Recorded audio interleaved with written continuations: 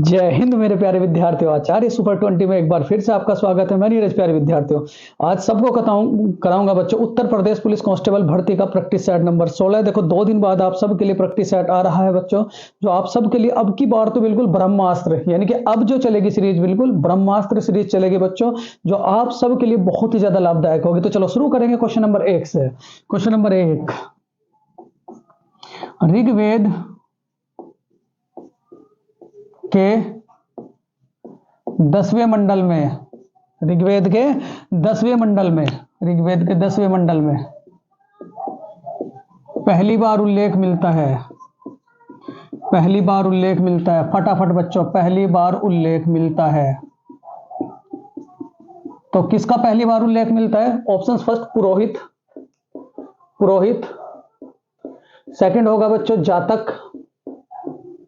Third होगा आपका शूद्र। और फोर्थ क्या होगा बच्चों? सोमरस। क्या होगा? सोमरस। चलो देखो, बढ़िया सवाल है। ऋग्वेद के 10वें मंडल में पहली बार उल्लेख मिलता है। तो पहले ध्यान से समझो बच्चों, देखो हमारे जो वेद है भारत के वेद, तो भारत के पास कितने वेद है? तो क्या कहोगे? 4। भारत के पास टोटल वेद कितने? तो क्या कहोगे बच्चों? 4। वो 4 वेद कौन कौन से होंगे? तो 4 वेद कौन कौन से? बिल्कुल इसी क्रम में आप लोग याद रखोगे। पहला वेद क्या है बच्चों? ऋग्वेद। पहला वेद क्या है? ऋग्वेद। दूसरा वेद क्या है? यजुर्वेद। तीसरा वेद क्या है बच्चों? सामवेद। सामवेद बच्चों। तीसरा वेद क्या है? सामवेद। और चौथा वेद क्या होगा? अथर्ववेद। क्या होगा? अथर्ववेद। ठीक है, चौथा वेद क्या है बच्चों? अथर्ववेद। भारत के वेद कितने हैं? तो क्या कहोगे? 4। 4 कौन कौन से बताओ जरा। इनमें अगर मैं बात करूं सबसे पुराना वेद बच्चों, तो सबसे पुराना वेद कौन सा? ऋग्वेद। देखो बहुत सारी जानकारी मैं आप लोगों को दूंगा। ऋग्वेद बच्चों, कौन सा? ऋग्वेद सबसे पुराना, सबसे पुराना। और सबसे नया बच्चों अथर्ववेद, सबसे नया।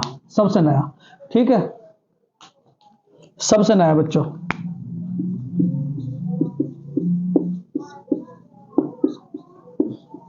ठीक, भारत के पास टोटल कितने वेद थे? तो क्या कहोगे बच्चों? 4। 4 में सबसे पुराना वेद कौन सा था? ऋग्वेद। और सबसे नया वेद था कौन सा बच्चों? अथर्ववेद। पहले स्क्रीनशॉट लें, फिर उसके बाद आगे चलेंगे। चलो देखो,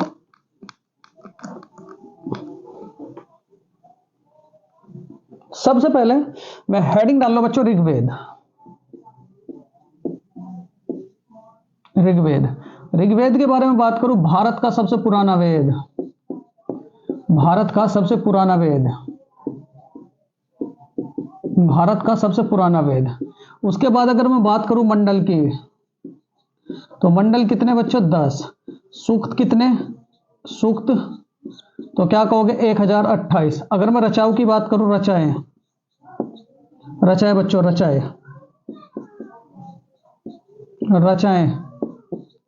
तो रचाएं क्या कहोगे बच्चों? 10,462। 10,462। अगर मैं रचाओं की बात करूं तो कितने बच्चों? 10,462। ठीक है, उसके बाद इंद्र के लिए कितनी और अग्नि के लिए कितनी? इंद्र के लिए, अग्नि के लिए बच्चों, अग्नि। तो अग्नि के लिए ऋग्वेद में रचाएं, अग्नि के लिए ऋग्वेद में रचाएं,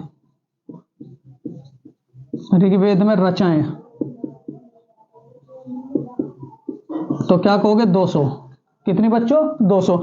इंद्र के लिए रचाएं तो कितनी है? 250। क्या कहोगे? 250। और इन रचाओं को जो पढ़ता है उसे क्या कहा जाता है बच्चों? रचाओं को पढ़ने वाले को, रचाओं को पढ़ने वाले को क्या कहा जाता है बच्चों? हुरोत। क्या कहा जाता है? हुरोत। तो एक बार और देखो ध्यान से, अगर आपसे कहा जाए भारत का सबसे पुराना वेद कौन सा, तो क्या कहोगे? ऋग्वेद। मंडल टोटल कितने? 10। और अगर आपसे ये कहा जाए ऋग्वेद का सबसे बड़ा मंडल, तो क्या कहोगे? बच्चों? 10वां मंडल, सबसे बड़ा मंडल, सबसे बड़ा मंडल, सबसे बड़ा मंडल, बिल्कुल लिखे हैं ना कॉपी में, सबसे बड़ा मंडल। सूक्त कितने 1028, उसके बाद रचाएं कितनी 10,462। अग्नि के लिए ऋग्वेद में रचाएं तो क्या कहोगे बच्चों 200, और इंद्र के लिए रचाएं कितनी 250। और अगर आपसे कहा जाए ऋग्वेद को गाने वाले को क्या कहा जाता है आप लोगों का, होरोत। क्या कहा जाएगा, होरोत। स्क्रीनशॉट ले लो बच्चों, फिर उसके बाद आगे चलेंगे। बहुत बढ़िया बहुत बढ़िया बहुत बढ़िया बच्चों। देखो चलो देखो, जब ये चारों के चारों वेद आपस में मिल जाते हैं, मतलब जब चारों के चारों वेद आपस में मिल जाएंगे, कौन कौन से, ऋग्वेद ऋग्वेद ऋग्वेद ऋग्वेद प्लस के क्या, यजुर्वेद यजुर्वेद यजुर्वेद, और प्लस के क्या बच्चों, सामवेद सामवेद सामवेद, ये जब आपस में मिल जाएंगे, अथर्ववेद। इन चारों के चारों मिलने की स्थिति को क्या कहा जाता है, तो क्या कहोगे, संहिता। ये जब चारों के चारों आपस में मिल जाएंगे तो ये क्या कहलाएंगे, संहिता। क्या कहलाती है बच्चों, संहिता। क्या कहलाती है, संहिता। और उसके बाद एक सवाल और आप लोगों से पूछ लूं, क्या है बच्चों, देखो देखो ध्यान से, बिल्कुल हेडिंग डालेंगे ऋग्वेद। पहली बात अगर आपसे कहूं बच्चों, पहली बात, मंडल कितने थे, मंडल कितने थे बच्चों 10। रचाएं कितनी थी, रचाएं कितनी थी 10,462। ठीक। सूक्त कितने थे, तो 1028। क्या कहोगे, 1028। सूक्त कितने थे, 1028। फिर उसके बाद अगर आपसे कहा जाए इसका सबसे बड़ा मंडल, सबसे बड़ा मंडल, सबसे बड़ा मंडल, सबसे बड़ा मंडल, तो क्या कहोगे 10वां। क्या कहोगे 10वां। ठीक है। उसके बाद अगर आपसे कहा जाए बच्चों, ठीक, 9वां मंडल किसे समर्पित है, 9वां मंडल किसे समर्पित है, ध्यान से, 9वां मंडल, 9वां मंडल समर्पित, तो 9वां मंडल किसे समर्पित है, सूर्य देवता को। कौन से देवता को, सूर्य देवता को। और गायत्री मंत्र, गायत्री मंत्र कौन से मंडल में बच्चों, तो क्या कहोगे तीसरे। पूछ लेता है तीसरे।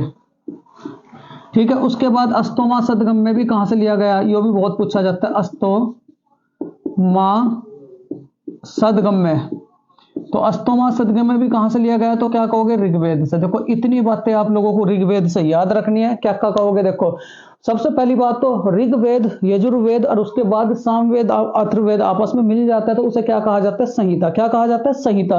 फिर उसके बाद कहा मंडल टोटल कितने, तो क्या कहोगे 10। रचाए कितने 10,462। सूक्त कितने 1028।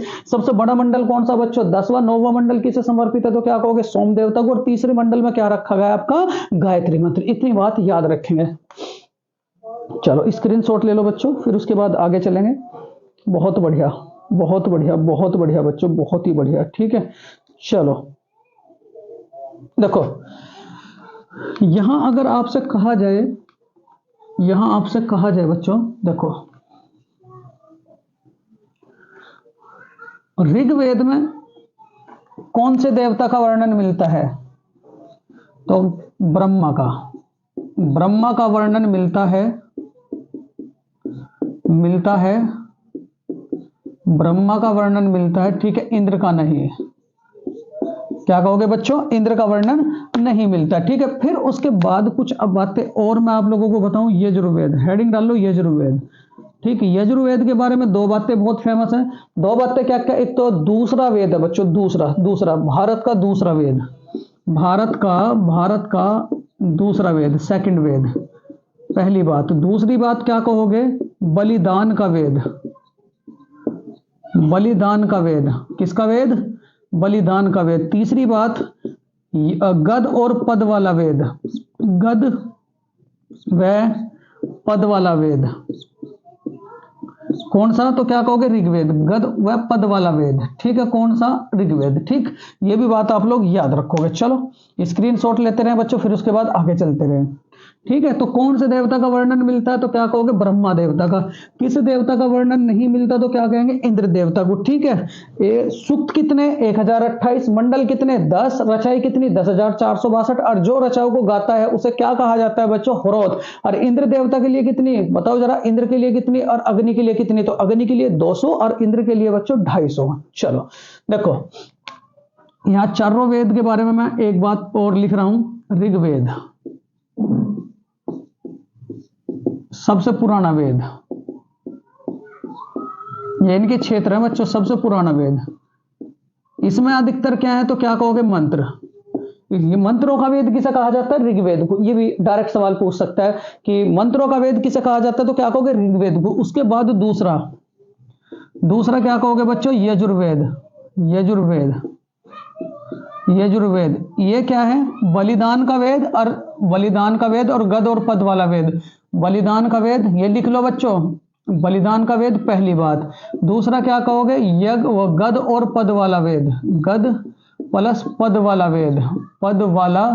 वेद। ठीक है, तीसरा वेद क्या होगा आपका सामवेद। तीसरा वेद कौन सा सामवेद। इस सामवेद को क्या कहा जाता है तो कहेंगे बच्चों संगीत का वेद, संगीत का वेद। ठीक, ये क्या होगा आपका यजुर्वेद, ये अथर्ववेद। तो अथर्ववेद को क्या कहेंगे तो क्या कहोगे बच्चों जादू टोने का वेद। किसका जादू टोने का वेद, जादू टोने का वेद। इतनी बातें आप इस पहले सवाल से याद रखेंगे। तो यहां जो सवाल है ऋग्वेद के 10वें मंडल में पहली बार उल्लेख मिलता है तो किसका उल्लेख मिलता है तो क्या कहोगे बच्चों शूद्र का। तो इसका राइट आंसर क्या हो जाएगा शूद्र। ठीक, चलो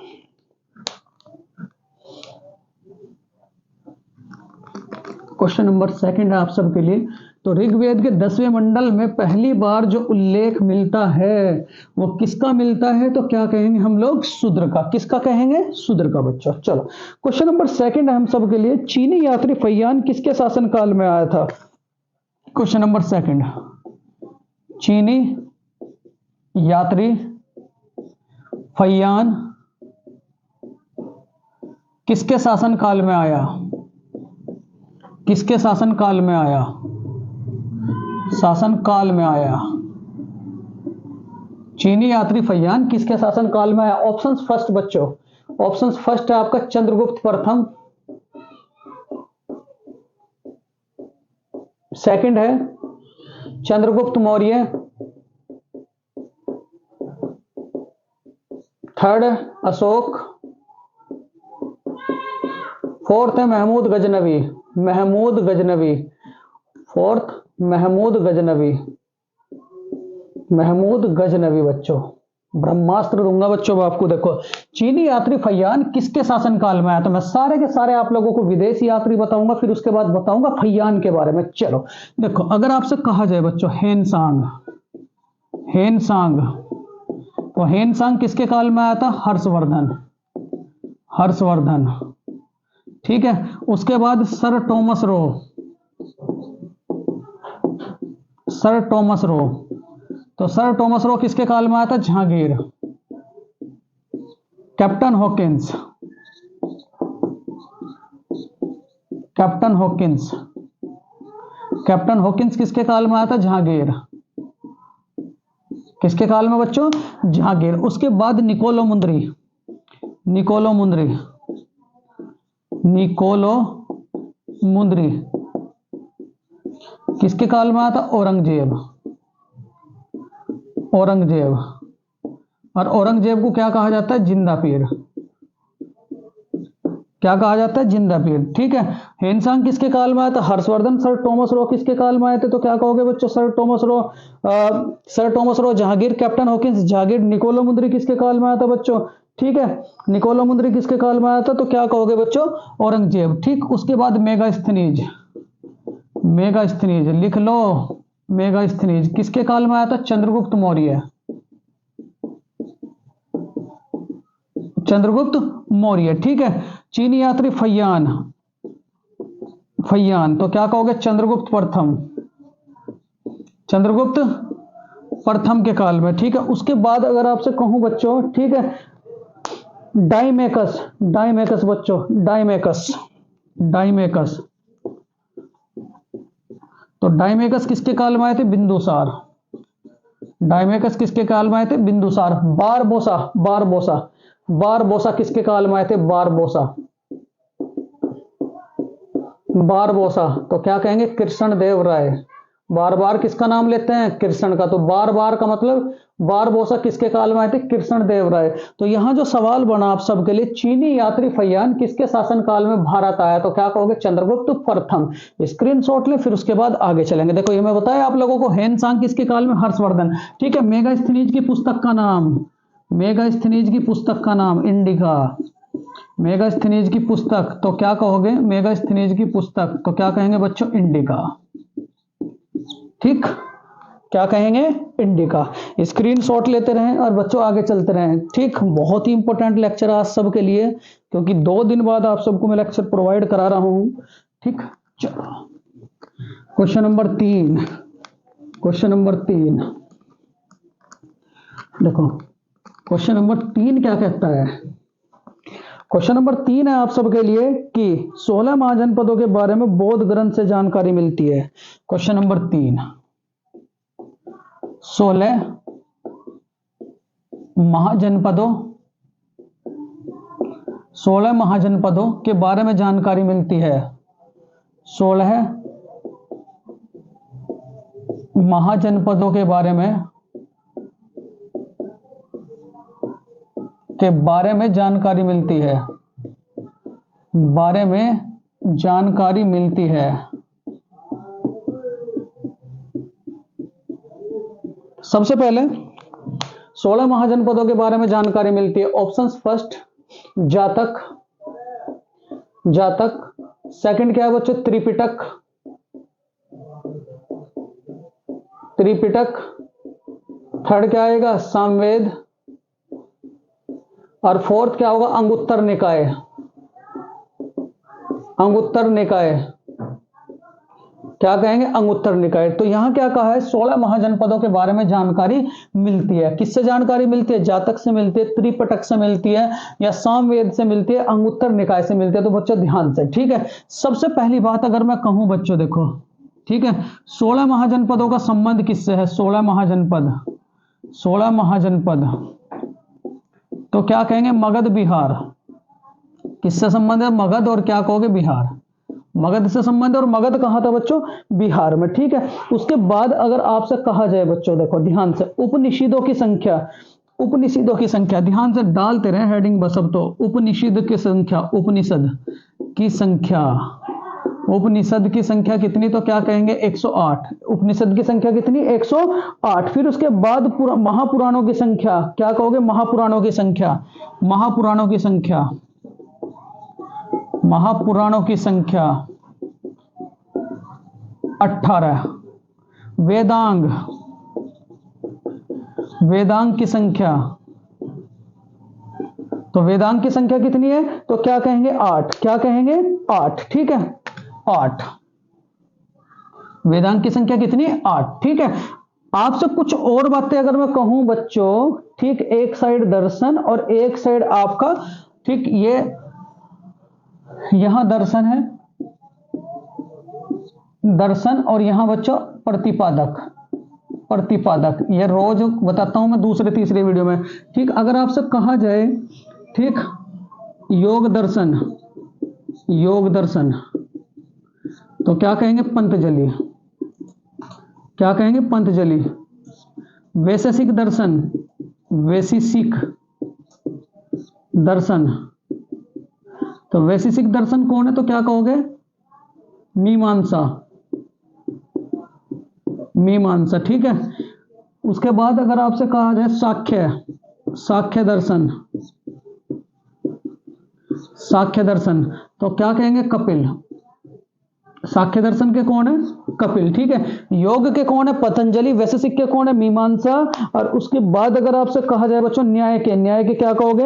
वैशेषिक के कणाद, सॉरी, वैशेषिक दर्शन के कौन है? कणाद बच्चों, कणाद। वैसे सिक्के कौन है? कणाद। योग के भी पता चल गया, वैसे सिक्के पता चल गए, दर्शन के भी पता चल गए, ठीक है। मीमांसा, मीमांसा, मीमांसा, जेमिनी, मीमांसा, मीमांसा के जेमिनी, जेमिनी, ठीक है। उसके बाद अगर आपसे कहा जाए मीमांसा के जेमिनी, अगर उसके बाद कहा जाए वेदांत, वेदांत के बारे, वेदांत बदरायण, वेदांत बदरायण, वेदांत के कौन है बच्चों? बदरायण, बदरायण। इतनी बातें आप लोग याद रखेंगे। तो यहां 16 महाजनपदों के बारे में जानकारी किससे मिलती है? तो क्या कहेंगे? अंगुत्तर निकाय। बहुत ही इंपॉर्टेंट, किससे मिलती है? अंगुत्तर निकाय। उपनिषद की संख्या कितनी? 108। महापुराणों की संख्या कितनी? तो क्या कहोगे? 18। वेदांत की संख्या कितनी? तो क्या कहेंगे? 8। दर्शन के बारे में अगर मैं बात करूं तो इन दर्शनों के बारे में आप लोगों को याद करना है, ठीक है। तो 16 महाजनपदों के बारे में जानकारी किससे मिलती है? तो क्या कहेंगे? अंगुत्तर निकाय से। बहुत बढ़िया, बहुत बढ़िया, बहुत इंपॉर्टेंट है बच्चों सब कुछ, जो पेपर में पूछे जाते हैं, ठीक है। तो इन्हें बिल्कुल भी स्किप ना करें, जो आप सबके लिए बहुत ही महत्वपूर्ण साबित होगा, ठीक है। चलो, निम्न में से किस सुल्तान ने, क्वेश्चन नंबर 4, निम्न में से किस सुल्तान ने, निम्न में से किस सुल्तान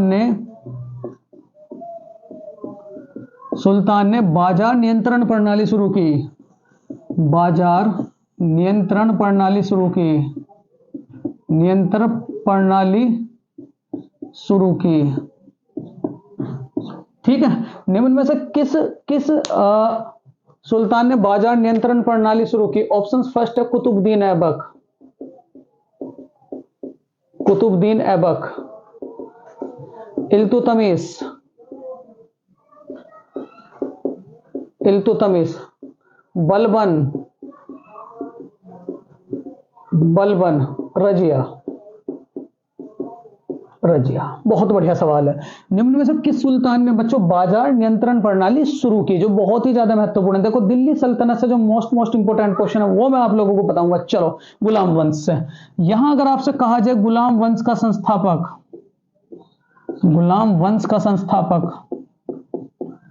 तो गुलाम वंश का संस्थापक कौन है? तो क्या याद रखेंगे? कुतुबुद्दीन ऐबक।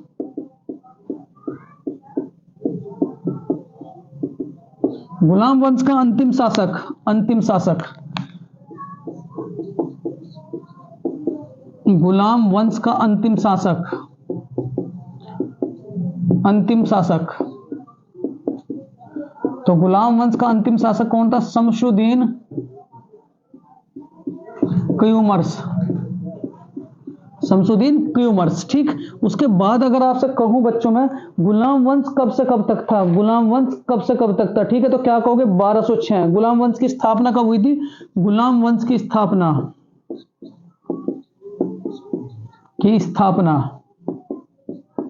कब हुई थी? 1206। और 1206 में किसने करी थी? कुतुबुद्दीन ऐबक ने, कुतुबुद्दीन ऐबक। कल बच्चों मेरी जो क्लास होगी उसमें मॉडर्न हिस्ट्री मेरा मेन कॉन्सेंट्रेट रहेगा, ठीक है। 2-3 दिन के अंदर अंदर आप लोगों की हिस्ट्री कंप्लीट। चलो, अगर आपसे कहा जाए गुलाम वंश की राजधानी, गुलाम वंश की राजधानी, तो गुलाम वंश की राजधानी क्या थी? लाहौर, क्या थी? लाहौर, ठीक है। चलो, अगर मैं इमारतों की बात करूं, इसमें इमारत क्या क्या बनी? इमारतें, तो इमारत के बारे में याद रखेंगे आप लोग। देखो, सबसे पहली बात, ठीक, इमारतें, ये कुतुबुद्दीन ऐबक की, कुतुबुद्दीन ऐबक,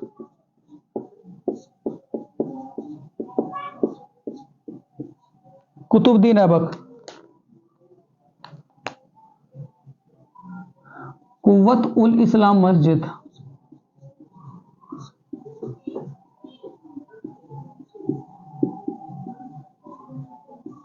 पहली बात।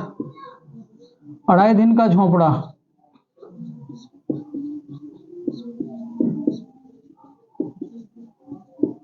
कहां पड़ता है? अजमेर।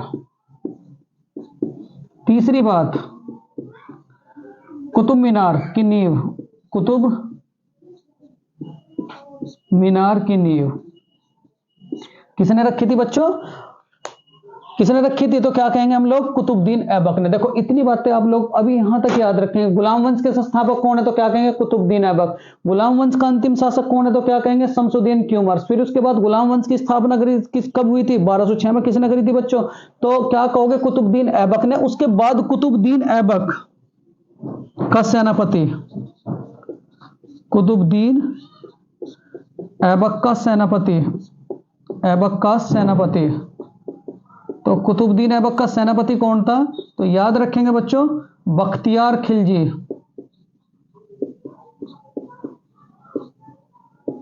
बख्तियार खिलजी। इस बख्तियार खिलजी के बारे में एक बात याद रखेंगे, नालंदा विश्वविद्यालय ने नष्ट कराया। नालंदा विश्वविद्यालय नष्ट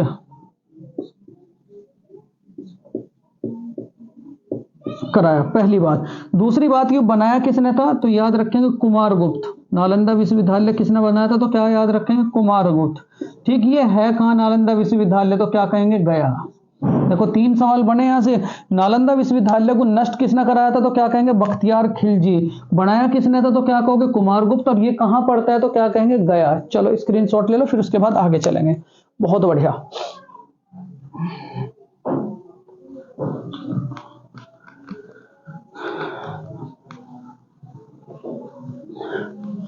तो यहां जो सवाल है, निम्न में से किस सुल्तान ने बाजार नियंत्रण प्रणाली शुरू की थी बच्चों? ठीक है,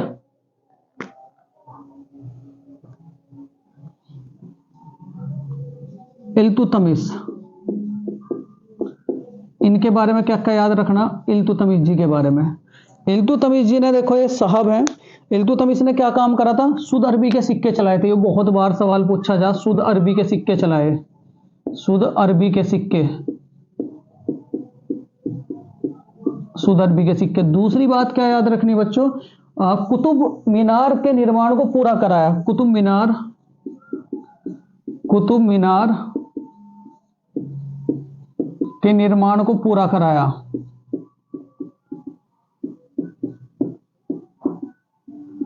तीसरी बात क्या याद रखेंगे?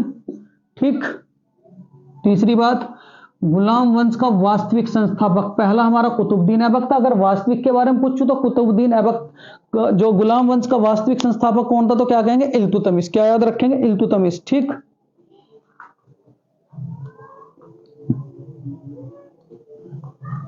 गुलाम वंश का वास्तविक संस्थापक तो कौन था? इल्तुतमिश। 40 सरदारों का संगठन बनाया।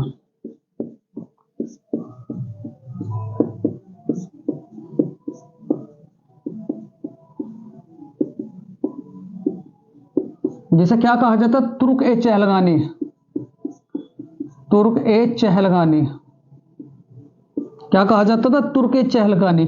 बाजार नियंत्रण प्रणाली, ठीक है, तुर्क ए चहलगानी बच्चों। इसने क्या काम करा था? 40 सरदारों का, सबसे पहली बात तो शुद्ध अरबी के सिक्के चलाए, कुतुब मीनार के निर्माण को पूरा कराया। गुलाम वंश का वास्तविक संस्थापक कौन था? इल्तुतमिश। फिर उसके बाद अगर आपसे कहा जाए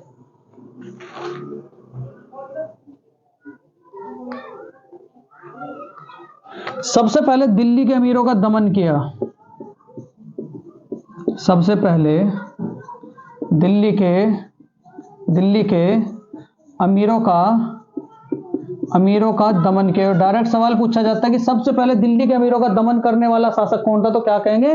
इल्तुतमिश। फिर उसके बाद आती है रजिया सुल्तान बच्चों। फिर उसके बाद कौन आएगी? रजिया सुल्तान। फिर कौन आएगा? रजिया सुल्तान। देखो रजिया सुल्तान के बारे में मैं कहूं आपसे, रजिया सुल्तान, देखो रजिया सुल्तान, रजिया सुल्तान, ठीक, पहली भारत की प्रथम मुस्लिम शासिका, भारत की प्रथम मुस्लिम शासिका,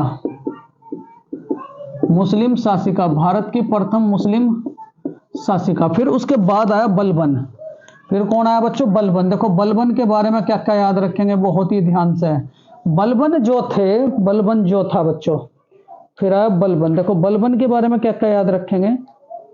सिजदा एवं तुर्क ए चहलगानी का दमन किया इसने, तुर्क ए चहलगानी का दमन किया, तुर्क ए चहलगानी का दमन किया, चहलगानी का दमन किया।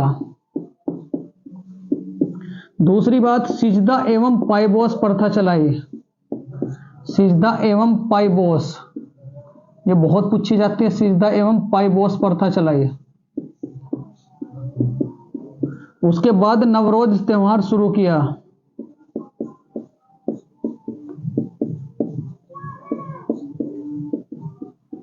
और इस नवरोज त्योहार को कौन मनाते थे बच्चों, कौन से धर्म के लोग मनाते थे, पारसी। ठीक है, याद रखेंगे नवरोज त्योहार को कौन से धर्म के लोग मनाते थे बच्चों, पारसी। ठीक है, उस बाजार नियंत्रण प्रणाली शुरू की, बाजार नियंत्रण प्रणाली शुरू की, शुरू की। ठीक, इतनी बातें आप लोग इससे याद रखेंगे। तो मेन जो क्वेश्चन था बच्चों, क्या निम्न में से किस सुल्तान ने बाजार नियंत्रण प्रणाली शुरू की, तो क्या कहेंगे, बलबन। तो इसका राइट आंसर क्या हो जाएगा, बलबन। रजिया सुल्तान कौन थी, भारत की प्रथम मुस्लिम शासिका। और बलबन के बारे में क्या क्या याद रखेंगे, 40 सरदारों के संगठन, मतलब तुर्क चहलगानी को नष्ट किया, पहली बात। नवरोज त्योहार शुरू किया, दूसरी बात। नवरोज त्योहार कौन मनाते थे, तो क्या कहोगे, पारसी। और उसके बाद अगर आपसे कहा जाए सिजदा एवं पाइबोस प्रथा इसने शुरू की। इतनी बातें आप लोग इस बलबन से याद रखो। अगर बाजार नियंत्रण प्रणाली शुरू करने वाला पहला कैंडिडेट कौन था बच्चों, बलबन। बहुत बढ़िया। चलो क्वेश्चन नंबर 5 है,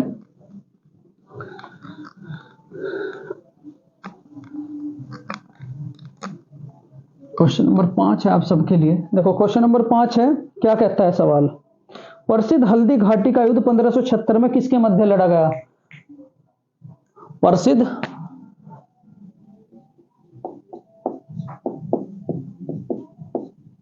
हल्दी घाटी का युद्ध, प्रसिद्ध हल्दी घाटी का युद्ध किसके मध्य लड़ा गया। ऑप्शंस, फर्स्ट अकबर व सूरदास, अकबर व हेमू, बाबर व मेदनी राय,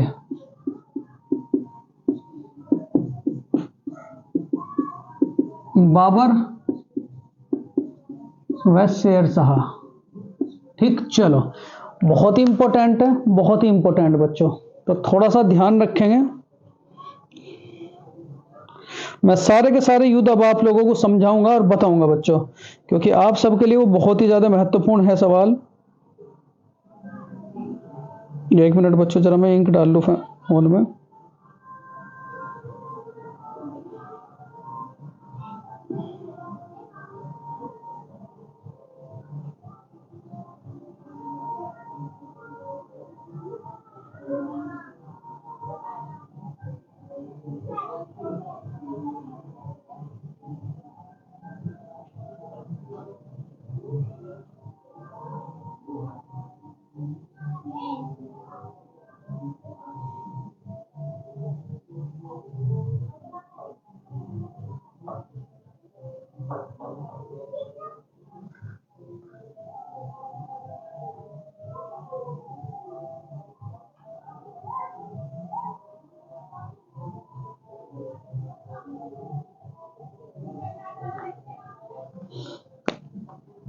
प्रसिद्ध हल्दी घाटी का युद्ध, पहला तो देखो हल्दी घाटी का युद्ध के बारे में बात करूं। हल्दी घाटी का युद्ध कब हुआ था, 1576 में। किस किस के बीच में हुआ था, तो क्या कहेंगे, अकबर व हेमू के बीच में। किस किस के बीच में, अकबर व हेमू के बीच में।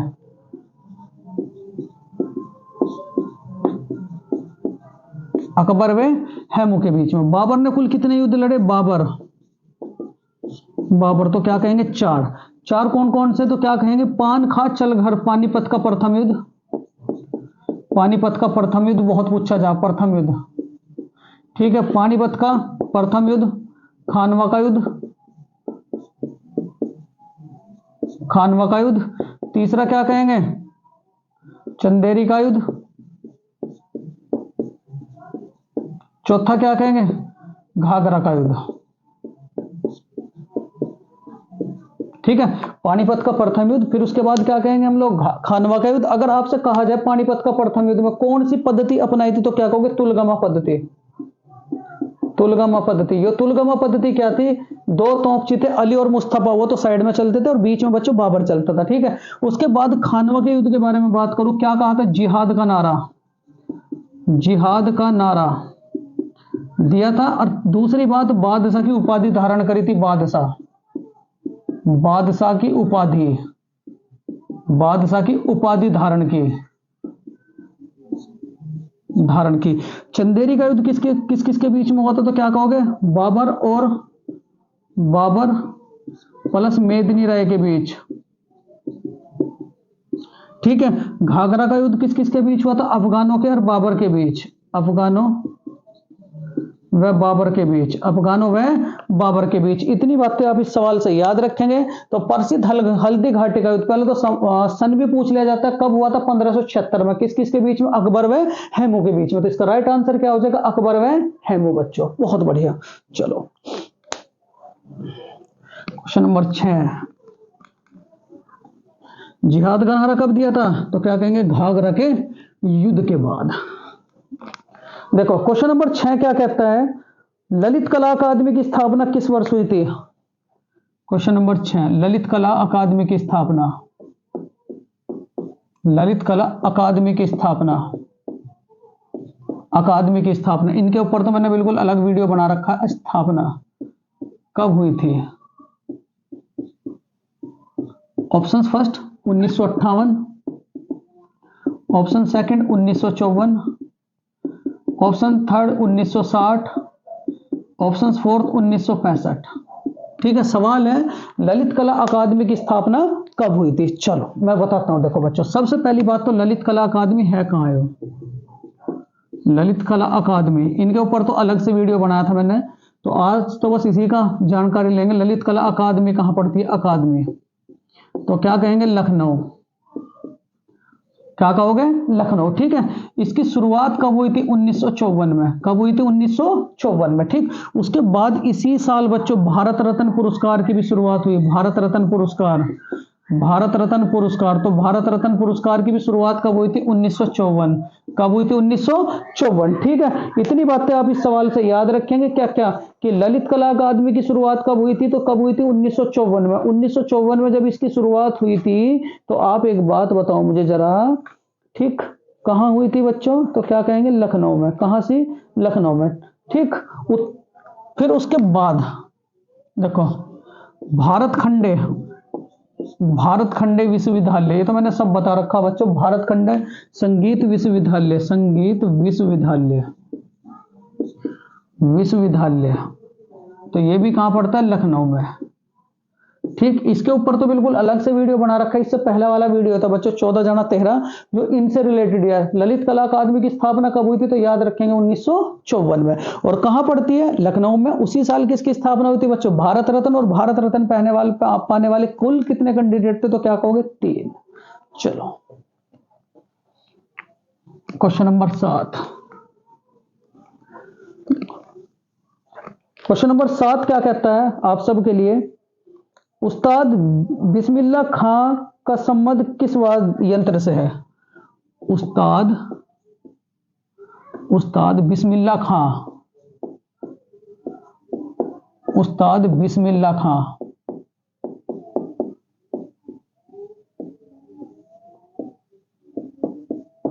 का संबंध है, उस्ताद बिस्मिल्लाह खां का संबंध है। ऑप्शन फर्स्ट है बच्चों शहनाई, शहनाई। ऑप्शन सेकंड है सरोद, सरोद। ऑप्शन थर्ड है आपका संतूर, संतूर।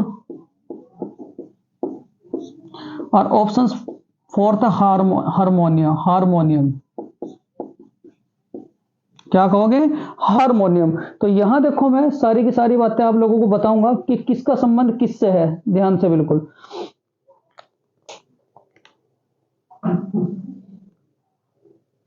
देखो ध्यान से बच्चों, शहनाई वादक जो पेपर में पूछे जाते हैं, शहनाई वादक। तो शहनाई वादक कौन है? उस्ताद बिस्मिल्लाह खान, उस्ताद बिस्मिल्लाह खान, बिस्मिल्लाह खान,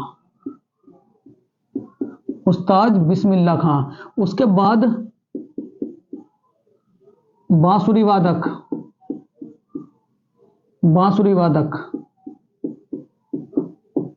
तो कौन थे? हरिप्रसाद चौरसिया।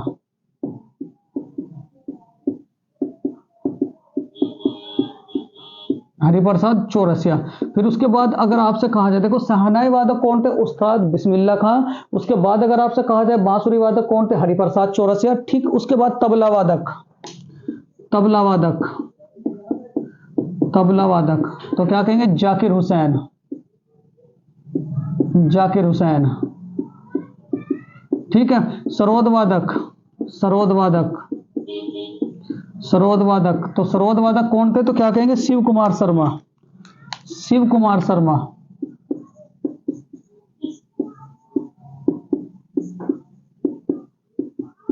ठीक है। सरोद वादक कौन है बच्चों? शिव कुमार शर्मा। ठीक है। अच्छा सॉरी, सरोद वादक है अमजद अली खां, अमजद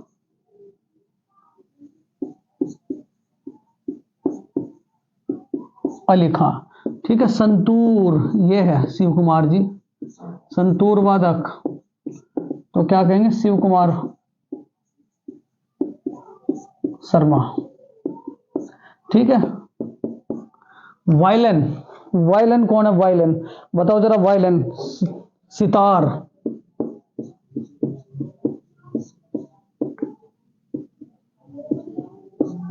निखिल बैनर्जी। ठीक, चलो इतने सारे के सारे आप लोगों को याद रखना है। क्या क्या बता, उस्ताद बिस्मिल्लाह खां का संबंध किससे है? तो क्या कहेंगे? शहनाई। तो यहां सारे के सारे जो इंपॉर्टेंट है वो मैं बता चुका हूं आप लोगों को। यहां से एक सवाल जरूर पूछता है। ठीक है। शहनाई वादक कौन है? तो क्या कहेंगे? उस्ताद बिस्मिल्लाह खां। बांसुरी वादक कौन है? तो क्या कहेंगे? पंडित हरिप्रसाद चौरसिया। तबला वादक कौन है? जाकिर हुसैन। सरोद वादक कौन है? अमजद अली खान। संतूर वादक सहसा संतूर, सहसा शिव कुमार वर्मा। और उसके बाद सितार वायलिन यानी कि सितार या वायलिन कौन बजाते हैं? तो क्या कहोगे? निखिल बैनर्जी। तो यहां जो सवाल निकल कर का है, उस्ताद बिस्मिल्लाह खां का संबंध किससे? तो क्या कहोगे? शहनाई। बच्चों स्क्रीनशॉट लें, फिर उसके बाद आगे चलेंगे।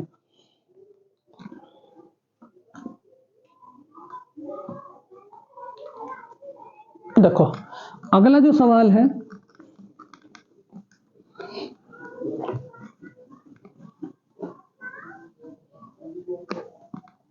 ध्यान से बच्चों,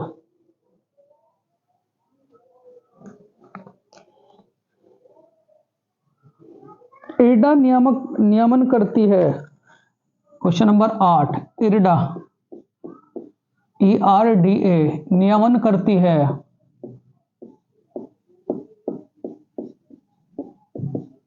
ठीक, ऑप्शन फर्स्ट बीमा सुधार, सेकंड बीमा नियामक कंपनी, बीमा कंपनी, थर्ड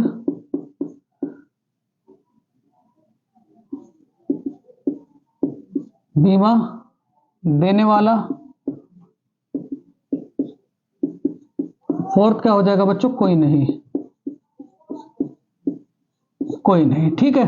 तो इरडीए, ठीक है, इरडा जिसे बोलते हैं इरडा, ठीक, नियमन करती है। सबसे पहली बात तो अगर मैं बात करूं आप लोगों से, इरडा की स्थापना IRDA, तो इसकी स्थापना कब हुई थी? 1999। स्थापना कब हुई थी? 1999।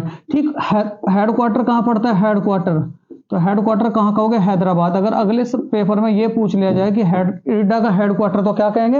हैदराबाद। फिर उसके बाद अगर आपसे कहा जाए, अगर आपसे कहा जाए बच्चों, ठीक, इसका संबंध किससे है? संबंध, संबंध तो क्या कहेंगे? बीमा कंपनी से। ठीक, इतनी बातें आप इस सवाल से याद रखेंगे। क्या इरडा का संबंध किससे है? तो क्या कहेंगे हम लोग? बीमा कंपनी से, बीमा कंपनी से। अगर आपसे और पूछ लिया जाए, भारत की सबसे पुरानी बीमा कंपनी, भारत की सबसे पुरानी बीमा कंपनी, सबसे पुरानी बीमा कंपनी, तो भारत की सबसे पुरानी बीमा कंपनी तो क्या कहेंगे, oriental bank of commerce, oriental bank insurance company, oriental insurance company.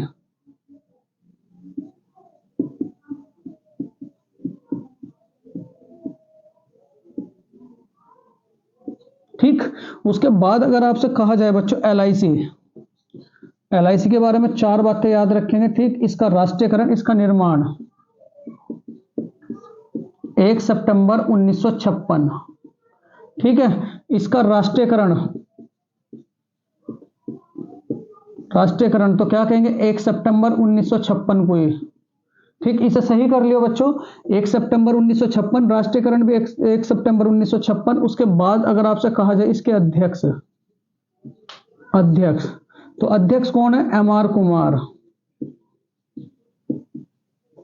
M R Kumar. इसका हेडक्वार्टर कहां पड़ता है एलआईसी का, बच्चों को एलआईसी ही याद है, एलआईसी, एलआईसी का हेडक्वार्टर कहां पड़ता है, तो क्या कहेंगे मुंबई, क्या कहेंगे मुंबई। एलआईसी की टैगलाइन, टैगलाइन, एलआईसी की टैगलाइन तो क्या कहेंगे, जीवन के बाद, जीवन से पहले भी जीवन के बाद भी,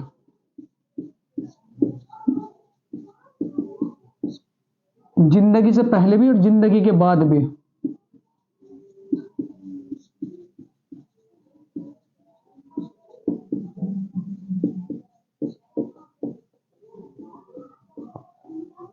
बाद भी, ये इसकी टैगलाइन है बच्चों। इसका ध्याय वाक्य क्या है, ध्याय वाक्य अगर आपसे कहा जाए बच्चों,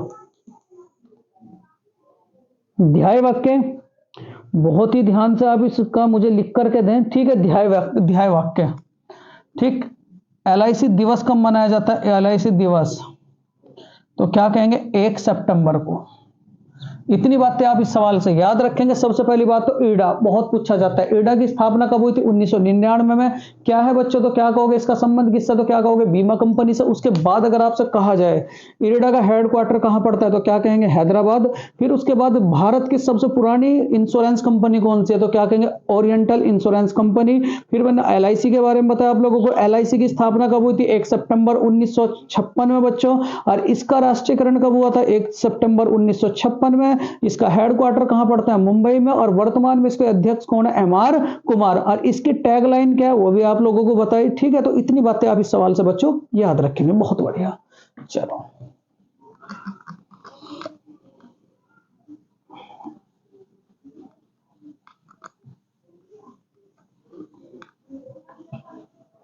देखो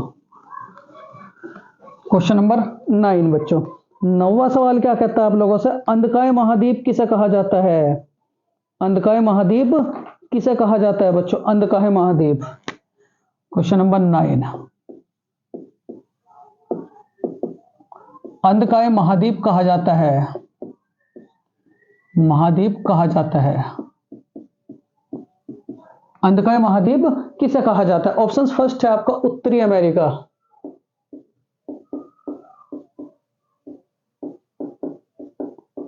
दक्षिणी अमेरिका,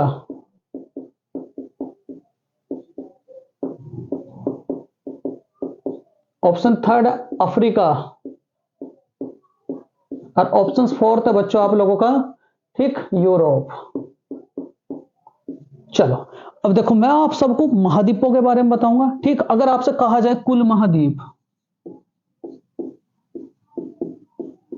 कुल महाद्वीप तो क्या कहेंगे 7, क्या कहेंगे 7। ठीक है, महाद्वीपों का महाद्वीप, महाद्वीपों का महाद्वीप,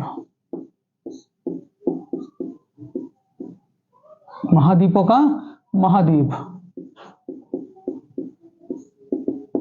एशिया। ठीक है, फिर उसके बाद अगर आपसे कहा जाए अंध महाद्वीप,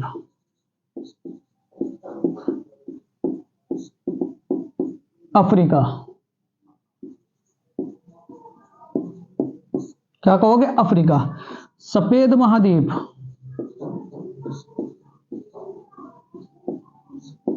अंटार्कटिका। ठीक, प्यासी भूमि, प्यासी भूमि,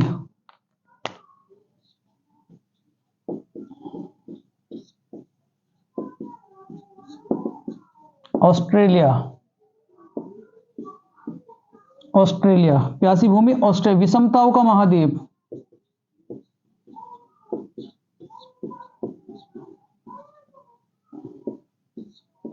विषमताओं का महाद्वीप। तो विषमताओं का महाद्वीप कौन सा बच्चों? तो क्या कहोगे आप लोग? विषमताओं का महाद्वीप एशिया। पक्षियों का महाद्वीप,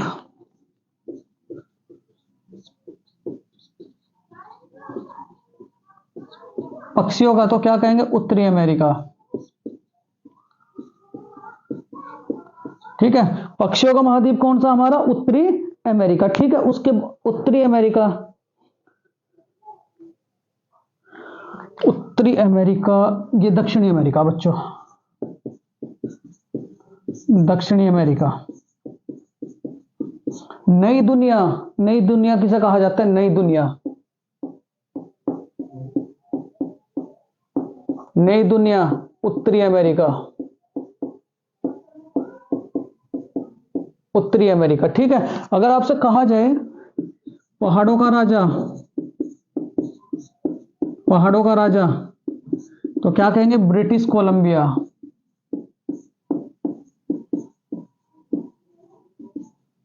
ब्रिटिश कोलंबिया। ठीक, उसके बाद कुछ बातें और मैं बताऊं। ठीक, सबसे अधिक पठार, पठारों का महाद्वीप, पठारों का महाद्वीप, तो अफ्रीका। पर्वत प्लस पहाड़ों का महाद्वीप, पर्वत प्लस पहाड़ों का, तो क्या कहेंगे बच्चों? Asia, Asia. उसके बाद मैदानों का महाद्वीप, मैदानों का, मैदानों का महाद्वीप, तो मैदानों का महाद्वीप कौन सा? तो याद रखेंगे बच्चों, यूरोप। क्या कहोगे? यूरोप। तो यहां जो सवाल था अंधकार महाद्वीप किसे कहा जाता है, तो अंधकार महाद्वीप किसे कहोगे? तो क्या कहोगे बच्चों? अफ्रीका को। ठीक, किसे? अफ्रीका को। स्क्रीनशॉट लें, फिर उसके बाद आगे चलेंगे बच्चों। बहुत बढ़िया, बिल्कुल भी स्किप ना करें, क्योंकि आप सबके लिए बहुत ही महत्वपूर्ण सेशन चल रहा है बच्चों। ठीक, चलो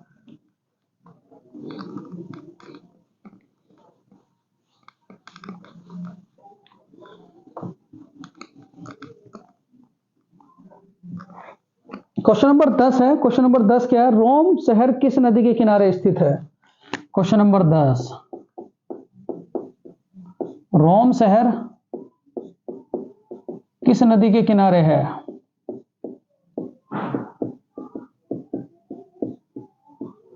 रोम शहर किस नदी के किनारे है? ऑप्शंस फर्स्ट हैं, ऑप्शंस फर्स्ट टाइबर,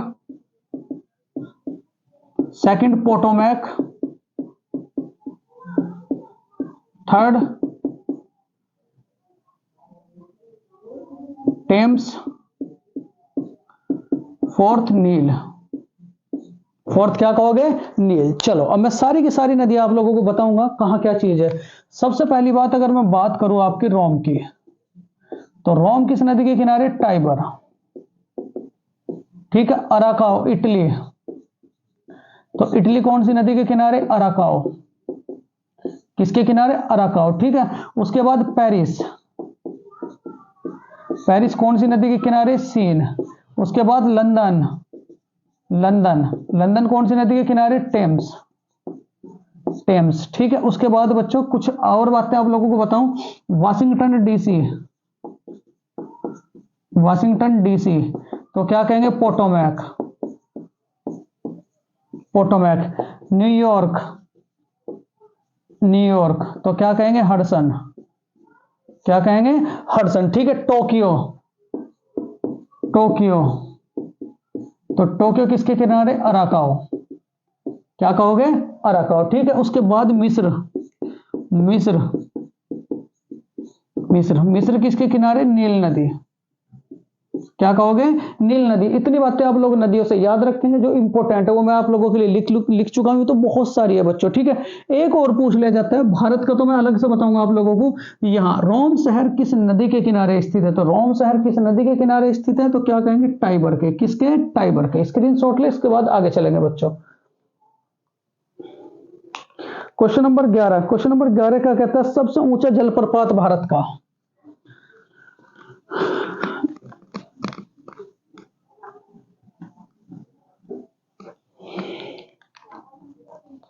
भारत का, क्वेश्चन नंबर 10 है, भारत का सबसे ऊंचा जलप्रपात, भारत का सबसे ऊंचा जलप्रपात कौन सा है? भारत का सबसे ऊंचा जलप्रपात कौन सा है बच्चों? तो याद रखेंगे बिल्कुल ध्यान से।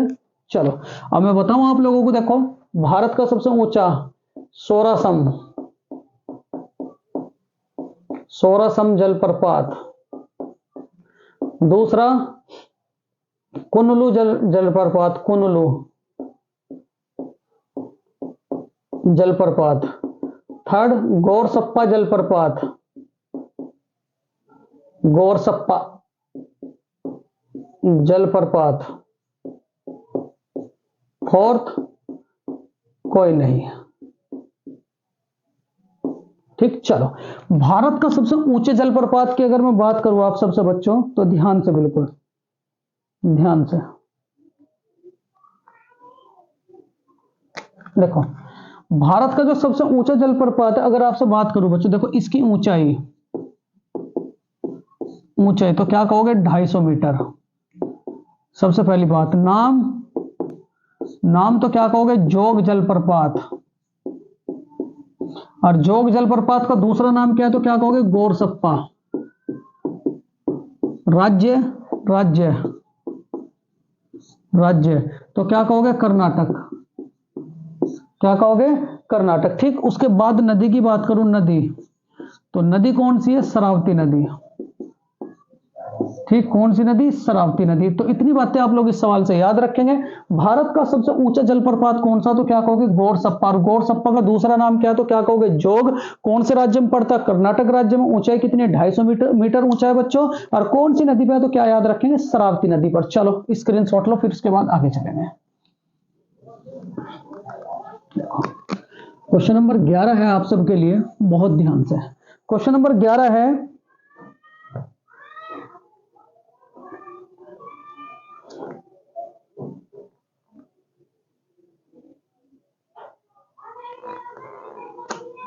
भारत की, क्वेश्चन नंबर 12, भारत की राष्ट्रीय आय का आकलन सबसे पहली बार किसने किया? भारत की राष्ट्रीय आय का आकलन, राष्ट्रीय आय का आकलन, आकलन सबसे पहली बार किया, आकलन सबसे पहली बार किया, आकलन सबसे पहली बार किया,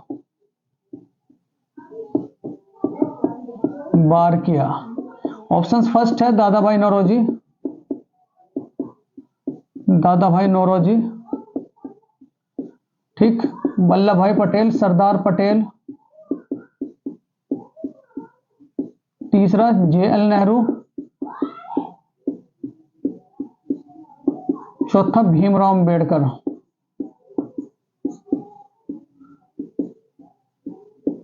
चलो देखो, यहां से कुछ बातें आप लोगों को ध्यान से समझनी है। सबसे पहली बात, भारत की राष्ट्रीय आय का आकलन संचालित करती है, भारत के प्रति व्यक्ति आय की गणना करती है, भारत के प्रति व्यक्ति आय की गणना, प्रति व्यक्ति आय की गणना तो कौन करता है? केंद्रीय सांख्यिकी संगठन। बहुत बार सवाल पूछा जाता है कि भारत के प्रति व्यक्ति आय की गणना कौन करता है? तो क्या कहोगे? केंद्रीय सांख्यिकी संगठन, केंद्रीय सांख्यिकी संगठन।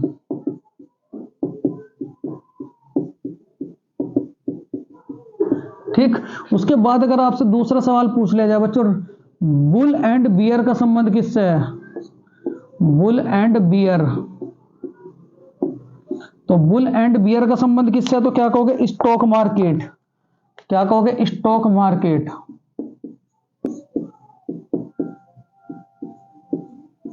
तीसरी बात, राष्ट्रीय आय की गणना,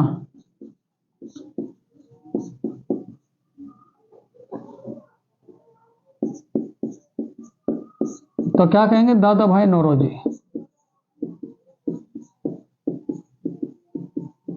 दादा भाई नौरोजी। तो इसका राइट आंसर क्या हो जाएगा? दादा भाई नौरोजी। मांग का सिद्धांत किसने दिया था? मांग का सिद्धांत, तो क्या कहेंगे? दादा भाई नौरोजी। मांग का सिद्धांत भी किसने दिया था? दादा भाई नौरोजी।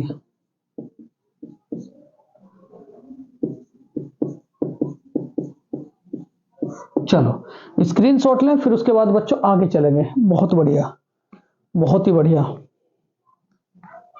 ठीक, चलो देखो बहुत इंपॉर्टेंट सेशन चल रहा है बच्चों। तो इसका राइट आंसर क्या हो जाएगा दादा भाई नौरोजी। बुल एंड बियर का संबंध किससे है? तो स्टॉक मार्केट से। और बच्चों भारत का व्योमवृद्ध पुरुष भी किसे कहा जाता है? तो क्या कहोगे दादा भाई नौरोजी को। चलो क्वेश्चन नंबर 13 है जो आप सबके लिए बहुत ही ज्यादा महत्वपूर्ण है। महालनोबिस,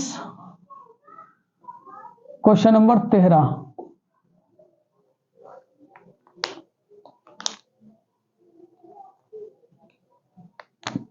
महालनोबिस मॉडल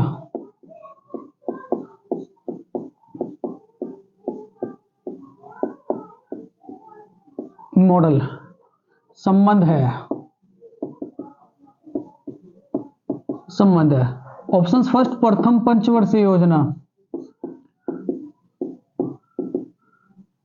प्रथम पंचवर्षीय योजना, सेकंड पंचवर्षीय योजना, द्वितीय पंचवर्षीय योजना, चतुर्थ पंचवर्षीय योजना, द्वितीय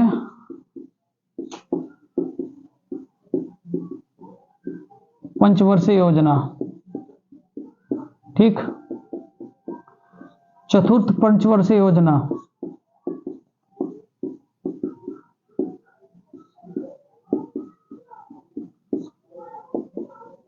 पंचम पंचवर्षीय योजना।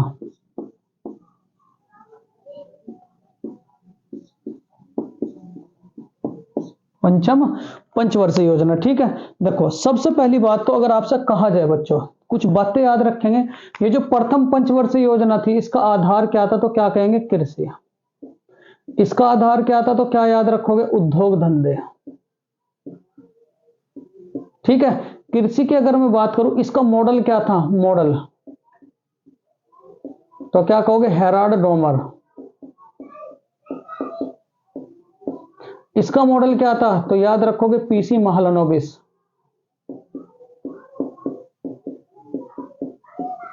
ठीक, इसका मॉडल क्या था बच्चों? याद रखेंगे आप लोग डीपी गोडगिल, डीपी गोडगिल, ठीक है। उसके बाद अगर आपसे कहा जाए बच्चों इसमें क्या हुआ था? तो इसमें इसरो की स्थापना हुई थी, इसरो की स्थापना, इसरो की स्थापना। फिर पंचम पंचवर्षीय योजना में क्या हुआ था? गरीबी हटाओ का नारा, गरीबी हटाओ का नारा, गरीबी हटाओ का नारा कौन सी के दौरान आया था? तो क्या कहेंगे पंचम पंचवर्षीय योजना के दौरान। शुरुआत कब हुई थी इनकी? शुरुआत योजनाओं की शुरुआत, तो शुरुआत कब हुई थी? 1951, ठीक है। आखिरी कब हुआ था? आखिरी तो क्या याद रखोगे बच्चों 2017। क्या 2017? टोटल कितनी पंचवर्षीय योजना थी? कुल, तो कुल कितनी पंचवर्षीय योजना थी? तो क्या याद रखोगे 12, ठीक है। तो यहां जो सवाल पूछा गया था कि कौन सी पंचवर्षीय योजना का संबंध महालनोबिस से है? तो क्या कहोगे बच्चों दूसरी पंचवर्षीय योजना। बहुत बढ़िया, दूसरी पंचवर्षीय योजना। स्क्रीनशॉट लेने फिर उसके बाद आगे चलेंगे।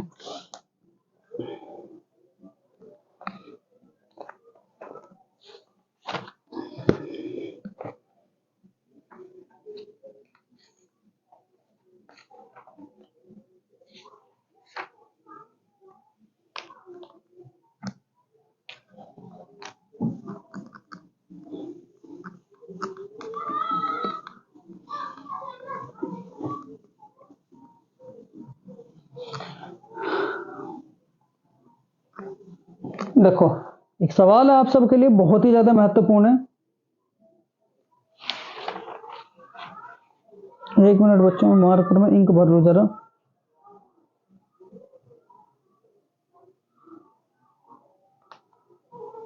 कौन से राज्य की सीमा, क्वेश्चन नंबर 14, कौन से राज्य की सीमा समुद्र तल से नहीं लगती? कौन से राज्य की सीमा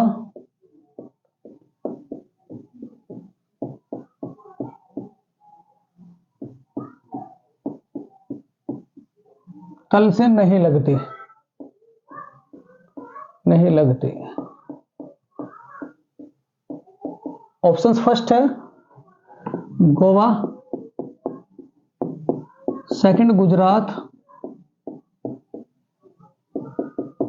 थर्ड आपका महाराष्ट्र, और फोर्थ क्या होगा बच्चों? राजस्थान।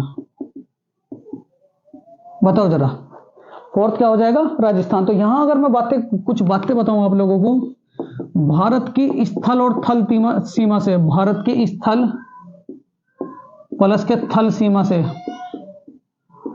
थल सीमा से कुल राज्य, तो क्या कहेंगे बच्चों? ठीक, यहां देखो, ये इस तरीके से अगर मैं बात करूं, ये इस तरीके से कौन सा लगता है? कौन सा बच्चों? बताओ जरा। तो गुजरात भी लगता है, उसके बाद महाराष्ट्र भी लगता है, ठीक। यहां बच्चों गोवा भी लगता है, कर्नाटक भी लगता है, ठीक है, केरल भी लगता है, तमिलनाडु भी लगता है, आंध्र प्रदेश भी,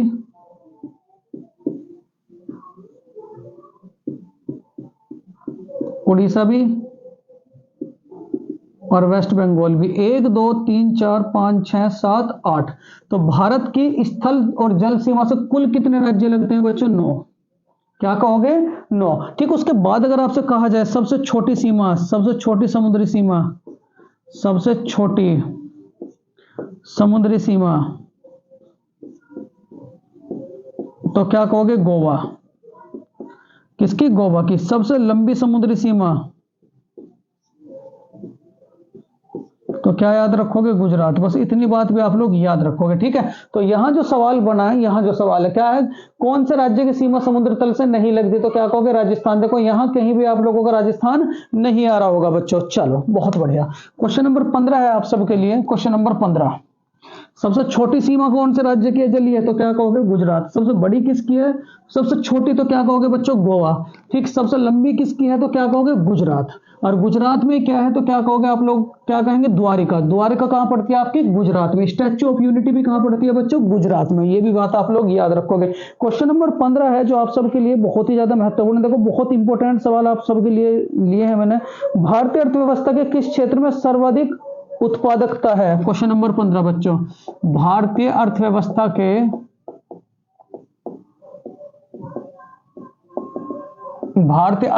के किस क्षेत्र में, अर्थव्यवस्था के किस क्षेत्र में, इस क्षेत्र में सर्वाधिक उत्पादकता है?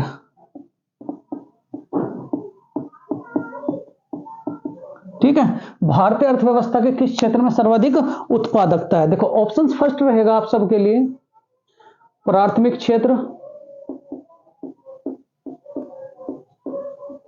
सेकंड द्वितीय क्षेत्र,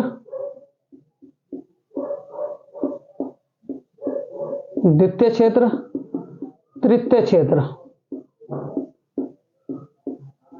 चलो, और ऑप्शन है बच्चों चतुर्थ क्षेत्र। चलो देखो यार अगर मैं बात करूं अर्थव्यवस्था के जनक की, अर्थशास्त्र के जनक,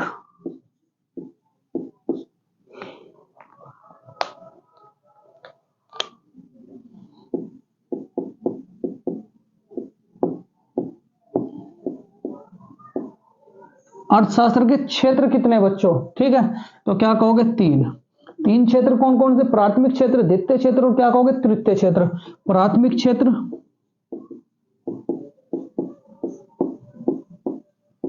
दूसरा क्या कहोगे? द्वितीय क्षेत्र, और क्या कहोगे? तृतीय क्षेत्र। अर्थव्यवस्था कुल कितने क्षेत्र? तो क्या कहोगे? 3 क्षेत्र, प्राथमिक क्षेत्र, द्वितीय क्षेत्र और क्या कहोगे बच्चों? तृतीय क्षेत्र। ठीक है, अगर आपसे मैं कहूं बच्चों इन क्षेत्रों के बारे में, ध्यान से बिल्कुल,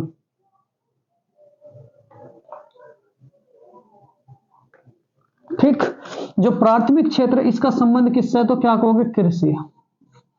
इसका संबंध किससे है? तो क्या याद रखोगे? उद्योग। और इसका संबंध किससे है? तो क्या कहोगे? संचार सेवा। क्या कहोगे? संचार सेवा। क्या कहोगे? संचार सेवा। देखो अगर आपसे कहा जाए बच्चों इसमें उद्योग में क्या क्या आता है तो क्या कहोगे? विनिर्माण। अगर कभी फ्यूचर में पूछ ले जाए कि विनिर्माण किस में आता है तो क्या कहोगे? उद्योग, विनिर्माण, पहली बात। दूसरी बात अगर आपसे कहा जाए विद्युत जलापूर्ति, विद्युत जलापूर्ति, ब्लू कॉलर जॉब,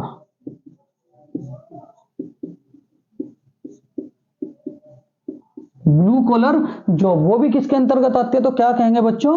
कौन से के अंतर्गत? तो क्या कहोगे? द्वितीय के अंतर्गत। फिर उसके बाद तृतीय का संबंध किससे तो क्या कहोगे? इंटरनेट, इंटरनेट या संचार, संचार सेवा। ठीक है। उसके बाद अगर आपसे कहा जाए इंटरनेट, संचार सेवा, मेडिकल सेवा, वायुयान सेवा, वायुयान सेवा। तो यहां जो सवाल पूछा गया भारतीय अर्थव्यवस्था किस क्षेत्र में सर्वाधिक उत्पादकता है तो क्या कहेंगे बच्चों? तृतीय क्षेत्र। क्या कहोगे? तृतीय क्षेत्र। और तृतीय क्षेत्र का संबंध किससे तो क्या कहोगे? इंटरनेट और संचार सेवा। अगर कभी इंटरनेट और संचार सेवा अगर ऑप्शंस में आ जाए तो उसका राइट आंसर क्या दोगे बच्चों? संचार सेवा। चलो स्क्रीनशॉट लें बच्चों। देखो ये थे आप सबके लिए बहुत ही ज्यादा महत्वपूर्ण आज की प्रैक्टिस सेट नंबर 15 के बहुत ही इंपॉर्टेंट बच्चों 15 सवाल जो आप सबके लिए बहुत ही ज्यादा महत्वपूर्ण साबित होंगे। ठीक बच्चों, इन क्वेश्चनों को आप कॉपी में जरूर लिखें क्योंकि उत्तर प्रदेश पुलिस की इस टाइम पे मान करके चलो ब्रह्मास्त्र सीरीज में आप लोगों को दे रहा हूं बच्चों। ठीक है, तो बच्चों अगर ये वीडियो और ये कंटेंट आप सबको पसंद आया हो तो बच्चों प्लीज इस वीडियो को लाइक करें, शेयर करें, सब्सक्राइब करें। Thank you for watching this video मेरे प्यारे विद्यार्थियों। नमस्कार।